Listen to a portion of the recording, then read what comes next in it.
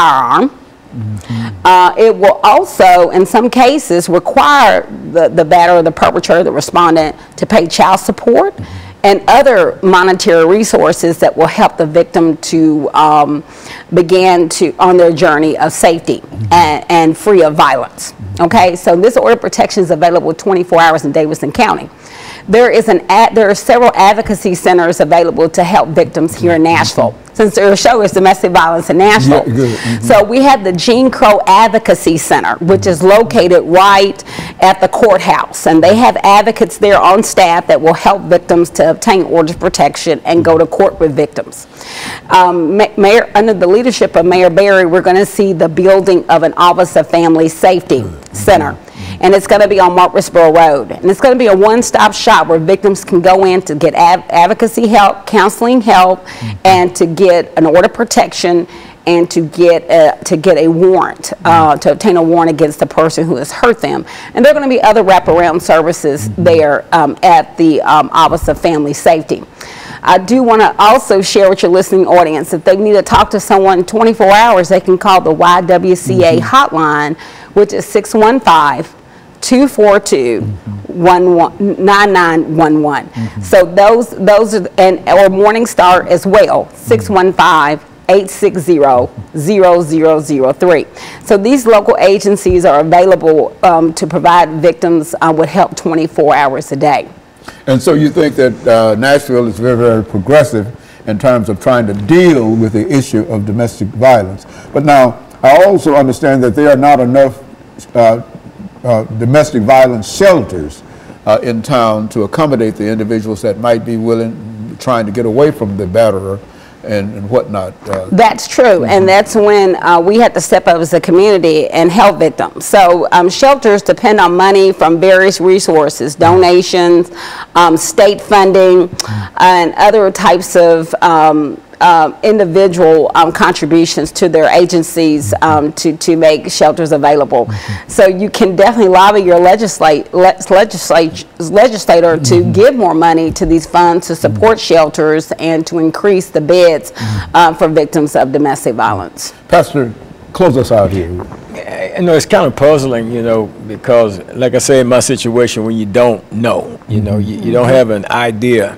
And then when you look at it now that, you know, my daughter has no voice in the situation, and now the perpetrator, he's trying to, you know, blame her. Put all the blame on her. Yeah, he's trying to blame her. And of course, there's nothing there present that, you know, to support anything that he's saying, you know, but to try to blame her, it's almost trying to say, well, you're responsible for your own death, but then when I'm hearing about the power and control and the fact that, you know, my daughter has this personality that if she didn't want to talk to you, she wouldn't talk, you know, and that's with anybody, you know what I'm saying? So, and in that situation, he came in and he tried to make her have a conversation with him where she hadn't been talking to him for a couple of days, that I found out from my wife. And he tried to make her talk to him, you know, this same thing he told me. And what I didn't know, I knew that when I picked him up, he had her car keys and her cell phone and stuff like that. But what I didn't know was that she was, until I heard his testimony, viewed his video testimony, that she was actually trying to leave. And he came out of the house, her house. She was going to leave him in her house as she left and get in her car and leave. And he came out in the yard and took her keys, physically took her keys from her, and then wouldn't give them back, and this how this whole thing began to escalate, you know. And then at the end of the day, my daughter's deceased, and now he's trying to wiggle his way out of it. And you know, I'm thankful that, you know, the district attorney's office is, you know, is fighting this thing, you know, and I believe that, you know, we'll overcome in the situation. You know, and then you think about, you know, it's a lot of young women, you know, that will move these guys into their houses and stuff like that without really even knowing these people and who they are and stuff. And this guy, he seemed to be an okay guy, you know what I'm saying? But at the end of the day, you know, it turned out, you know, differently. You know, now my daughter's 24-year-old daughter is deceased, you know, murdered by somebody that I thought was okay, my wife thought was okay, because like I say, there was never any sign. And batterers don't tend to wear a sign that say I'm a batterer on the back. The relationship always usually starts off good. Just like, and I go back to the Medea's family reunion example, it always starts off good. And we want to believe the best about people. And so he raises some really good points about how this batter is building up this situation. Batterers really act good in public often because when the victim finally reaches out and says, this person is hurting me, they're going to say, are you kidding me? He's always at the church. He's so nice. He helps the pastor. And you're going to tell me that you must be doing something wrong. So this is the kind of game the batterer plays. And the batterer always, most always does not want to take ownership for their behavior. So let me just take a moment to talk about batterers intervention programs. So if I commit domestic assault, I will go, most likely I'll be arrested, and I'm supposed to be arrested, immediately arrested, and I'm supposed to be held for 12 hours, okay? That's everywhere. That's here in Davidson County too. 40 seconds. Oh. But there are batterers intervention classes that are assigned, and so batterers can learn to hold themselves accountable for their behaviors, so victims will not be blamed for something the perpetrator did. Very good. And let me thank the two of you for bringing by that excellent information. And I know, Ms. Kimbro, that we were running out of time, and your enthusiasm for what you're doing, and I think that's very, very good, you see. Yes. And I think that this has been a very, very helpful show this morning. And let me encourage our audience to tune in again next week for another informative edition of Comments. Thank you and good morning.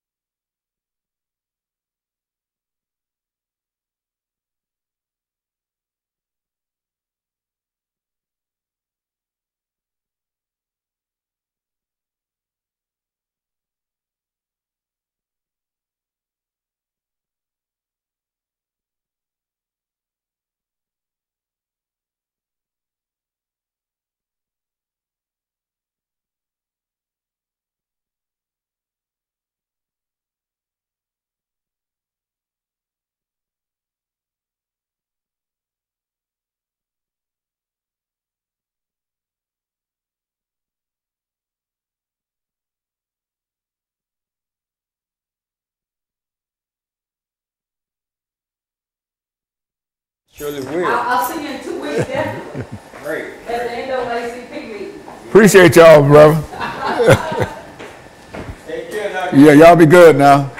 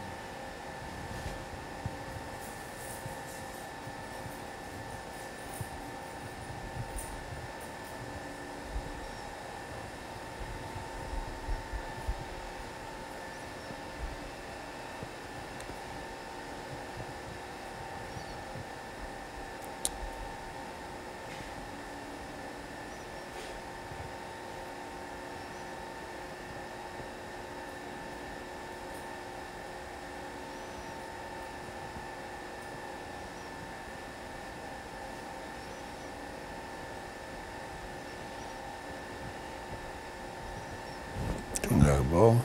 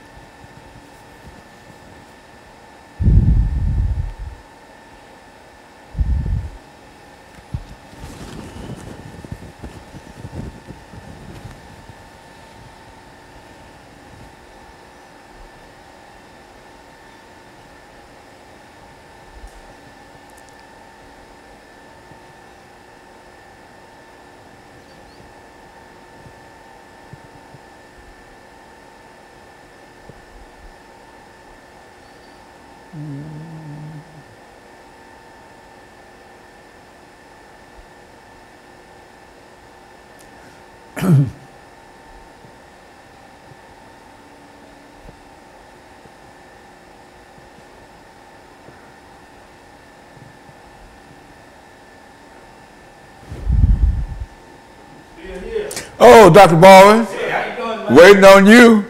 You the only thing that's keeping me here. If I'm trying to get through with you, I'm out of here. My former student. Oh, Miss Kimbro?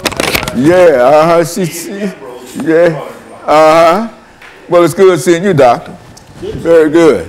And we got a very, very important topic today. Okay. You want, let's put that book up? Yeah, yeah, put it up and so we can make some shots of it. You want to take some shots? Yeah. Well, no, it's already been. Huh? Just do it on, so we can get it on this show too. Okay. All right. Yeah, just put it up there. You know, it won't hurt. Oh, yes, sir. So how you doing? Oh, I couldn't be better. This is the last show here. And Last one for the day. last one for the day. And You only here one day a week. yeah, let me give you this. This is that's the outline for this particular show. And here, these are the channels that it's seen on Saturdays and Sundays. You have to consult your Okay. local listings and et cetera, and et cetera, and et cetera for Man, that. this is good. Yeah, so that. Yeah, okay, that's good. That's great. All right. Thank you. All right. This is a timely topic here, Doctor. Okay, background, education.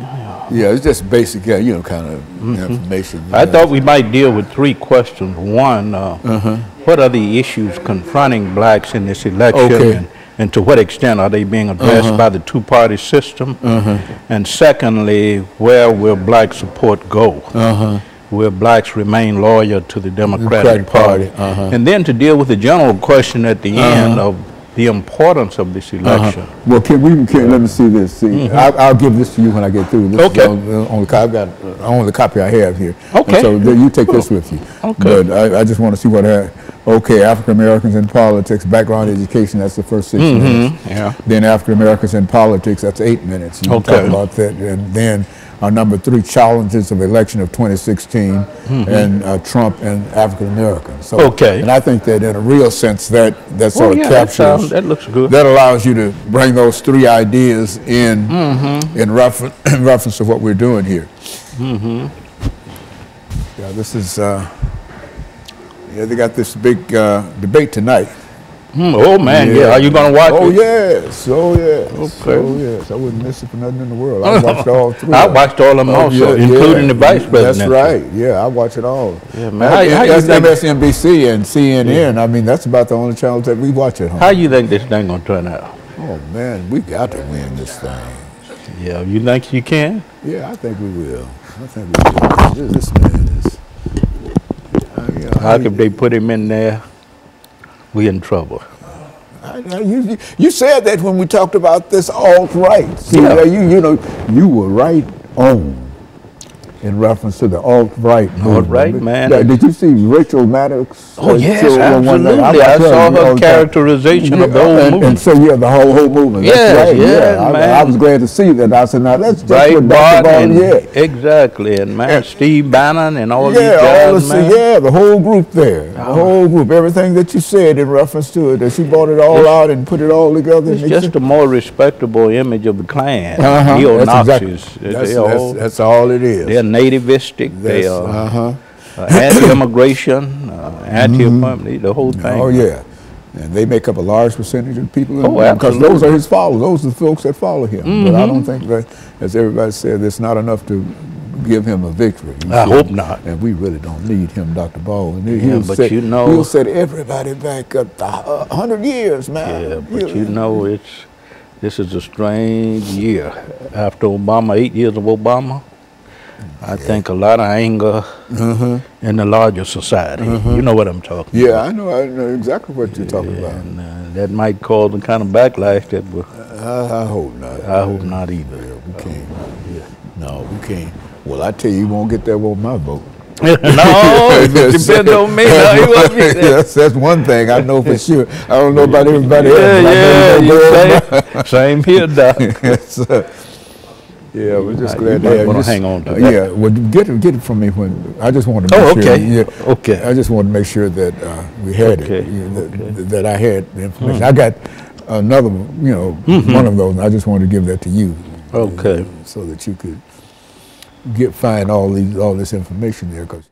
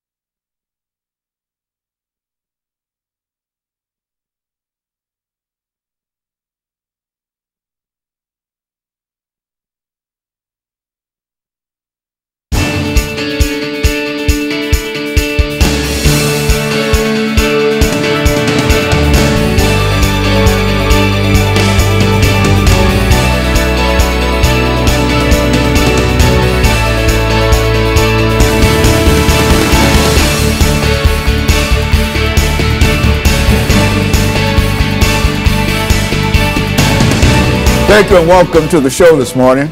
The topic this morning is African Americans and the election of 2016. And we have with us to talk about the election of 2016 and the impact on African American citizens, Dr. Lewis Baldwin from Vanderbilt University formerly.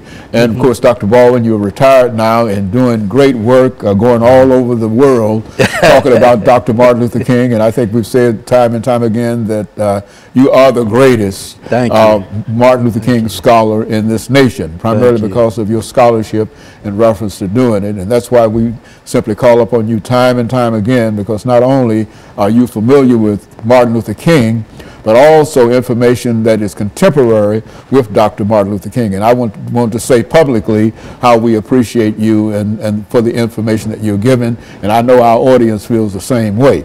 But let's start off this African Americans and the election of 2016. Dr. Baldwin, having you make a few statements in reference to your background, education, and experiences. Yeah. And then we'll have that second segment and third segment to talk about the impact of the election of 2016 on African Americans, or vice versa. That's right. You see, and so let's do it from that perspective. Yes, well, I'm a native of Camden, Alabama. I grew up in Wilcox County, Alabama, which is known as part of the Alabama Black Belt. I grew up there in the late 40s and the 50s and early 60s. Was exposed to much of what went on in terms of the civil rights movement in the Alabama Black Belt, and that instilled in me, I think, a deep interest in politics. As you well know, the civil rights movement was about not only the advancement of civil rights, but also about political rights, economic improvement in the black community, etc. So I was introduced very early to those kinds of values. Grew up in Camden, Alabama, attended the public schools in Camden, Alabama, graduated from Camden Academy High School in 1967. And in the fall of 1967, I matriculated at Talladega College in Talladega, Alabama. And at that point, 1967 to 71, I not only majored in history and minored in political science, I was also involved in some of the demonstrations at Talladega College. So I graduated at Talladega in 1971 with a degree in history. Went to Crozer Theological Seminary in Rochester, New York, was there for 3 years in the Master of Arts program, also received the Master of Divinity degree from Colgate Rochester Crozer Seminary. And from there to Northwestern University. In 1975, I graduated from Northwestern in 1980 with a PhD in the history of religion with a particular emphasis on Christianity.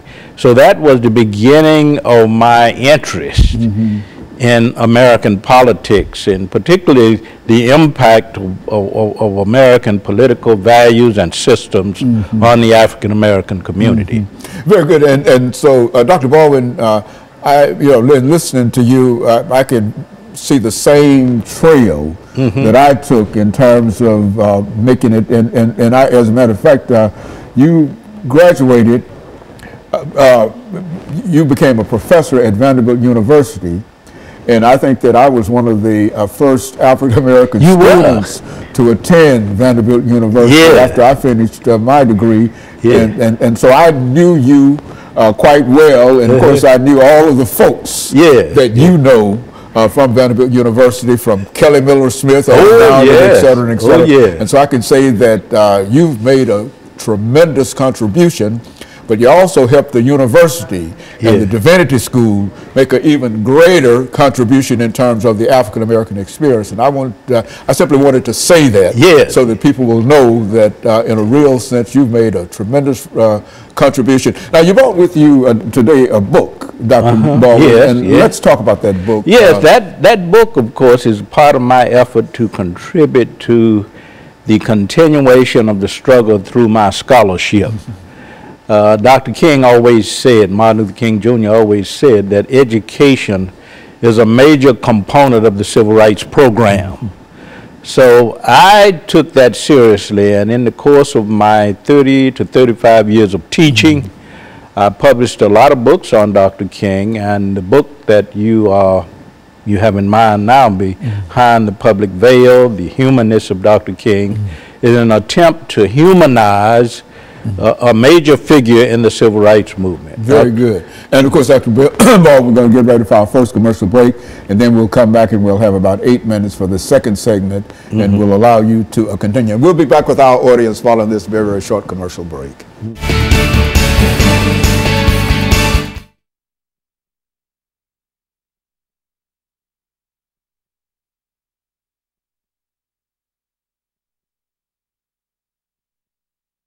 Well, you know, we've been sitting there for 35 years. Yeah. You were a student of August Meyer. August Meyer, that's right. That's right. That's as a matter of fact, I got to Vanderbilt because of August Meyer. Did you? He was over at Fisk teaching. And he's no longer alive. No, he and Elliot Rudrick. Yeah. He was over at Fisk, and they wouldn't allow him to come over to Vanderbilt and use the library.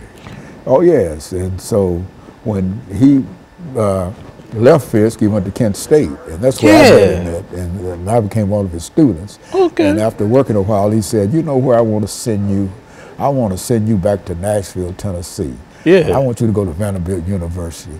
And I had a big old afro.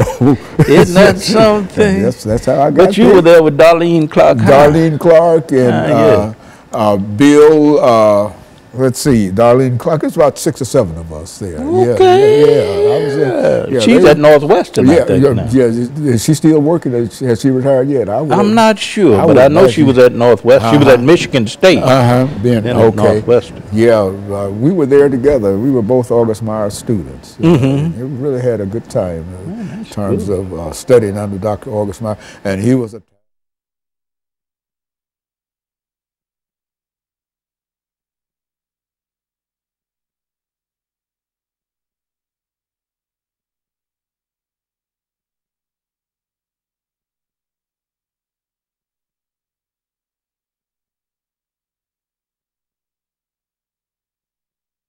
Thank you, and welcome back to the second segment of the show for today. We're talking to Dr. Lewis Baldwin, and he's talking about African Americans and the election of 2016. Dr. Baldwin, let's see if we can continue this second segment by talking about some of the issues in this election that might have an impact upon African Americans and some of the consequences. I think that's very important. I would say that the issues confronting Black Americans in this election, of course, are the same issues confronting all Americans to some extent. We're very interested in education, very interested in jobs, in a living wage, you know, and also issues that have to do with child care, that kind of thing. But when you look at the Black community, you're also taking into account more specific concerns, such as the relationship of the African American community to law enforcement. We know the epidemic of police shootings over the last decade. So Black Americans have a specific concerns about how we might improve relations between the Black community and policemen, of the Black community and law enforcement. And we also have a concern about equality, racial equity in the criminal justice system. And I don't see those issues being addressed very much on either side. Of course, we vote democratically, primarily African Americans do. But if you look at the presidential debates, 2 debates that have occurred so far, very little has been said about the Black community's relation to law enforcement, and very little has been said about the criminal justice system. It seems to me that very little has been said in terms of policy about many things with this election. But go on. How do you deal with issues of poverty, for an example? In areas like Detroit and Chicago, how do you deal with gun violence? Essentially nothing has been said about that policy-wise. So what we're dealing with here is an African American community that is struggling with how to cast their votes. I think most in the African American community will remain loyal to the Democratic Party, but we have to admit that very little has been said about these kinds of issues, about issues of affirmative action, about issues of voter suppression and intimidation. These are the kinds of issues that Black people hold dear. And unfortunately, we haven't seen much of this addressed in the debates between the presidential candidates. But I think African Americans will remain loyal to the Democratic Party.